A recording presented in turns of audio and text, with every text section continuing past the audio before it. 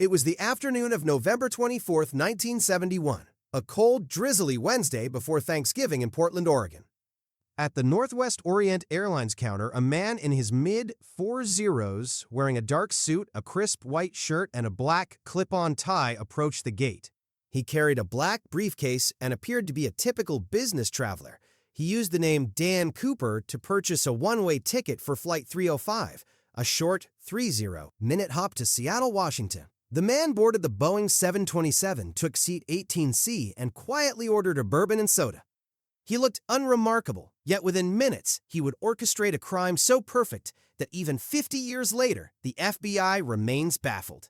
This is the story of the man the world knows as D.B. Cooper, a man who challenged the laws of gravity and the might of the United States government only to vanish like a ghost into the stormy Pacific Northwest night. How did one man bypass all security, hold a jet hostage with a briefcase bomb, and escape into a pitch-black wilderness at 10,000 feet? Today, we dive deep into the ultimate cold case of the 20th century. Shortly after takeoff at 2:50 p.m., Cooper handed a small note to the flight attendant, Florence Shaffer. Accustomed to receiving notes from flirtatious businessmen, she slipped it into her pocket without looking. Cooper leaned toward her and said, "Miss, you'd better look at that note. I have a bomb." The note was handwritten in all capital letters, demanding $200,000 in negotiable American currency and 4 parachutes. Schaffner sat next to him, and Cooper opened his briefcase just enough for her to see 8 red cylinders attached to wires and a large battery. He was calm, eerie even. He didn't shout, didn't panic. When the plane arrived at Seattle-Tacoma Airport, he allowed the 36 passengers to walk free in exchange for the cash and the parachutes. While the plane was being refueled, Cooper sat in the cabin, smoking rally cigarettes and chatting politely with the crew. He even offered to buy them dinner. But as the sun set and a massive storm rolled in, Cooper gave his final orders to the pilots. Take off. Destination, Mexico City. Keep the landing gear down, flaps at 15 degrees, and the cabin unpressurized.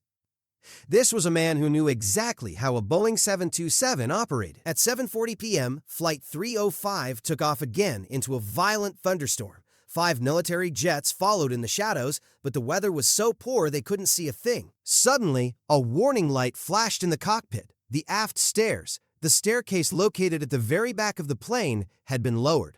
The pilot's voice crackled over the intercom, asking if Cooper needed help. The reply was a chillingly calm no. At approximately 8:13 p.m., over the rugged, heavily forested terrain of southwest Washington, the pilots felt a sudden pressure bump. Cooper had done it. He tied the bag of money to his waist, strapped on 2 parachutes, and walked down the stairs into a 200-mile-per-hour wind. He jumped into a freezing void, wearing only a suit and loafers with no night vision gear during a storm where visibility was 0. When the plane eventually landed in Reno, Nevada, the FBI stormed the cabin. They found 66 unidentified fingerprints, Cooper's black tie, and 2 of the 4 parachutes. But Dan Cooper was gone. For decades, the FBI's NORJAK investigation was the most extensive in history. They searched the woods for months but found nothing. Not a scrap of clothing, not a piece of the parachute. Then, in 1980, a miracle happened. An 8-year-old boy named Brian Ingram was digging in the sand at Tina Bar, along the Columbia River. He uncovered 3 bundles of rotting $20 bills, $5,800 in total. The serial numbers matched Cooper's ransom money. This discovery sparked new questions. If the money was there, where was the man? Did he drown in the river, or did he bury the money to mislead investigators? Dozens of suspects emerged. Richard McCoy, a veteran who pulled a similar heist, Sheridan Peterson, an expert skydiver, and even a man named William J.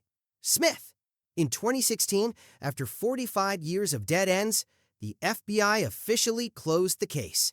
D.B. Cooper became the only person in history to successfully hijack an American plane and never be caught.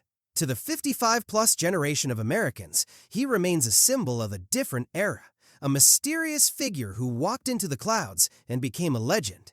Whether he survived the fall or lies buried in the mud of the Columbia River, the name D.B. Cooper will forever be synonymous with the perfect crime. We'll see you again in the next video with a brand new topic. For more updates, please subscribe to our channel, press the bell icon, and follow our Facebook page to stay connected. Thank you for being with us.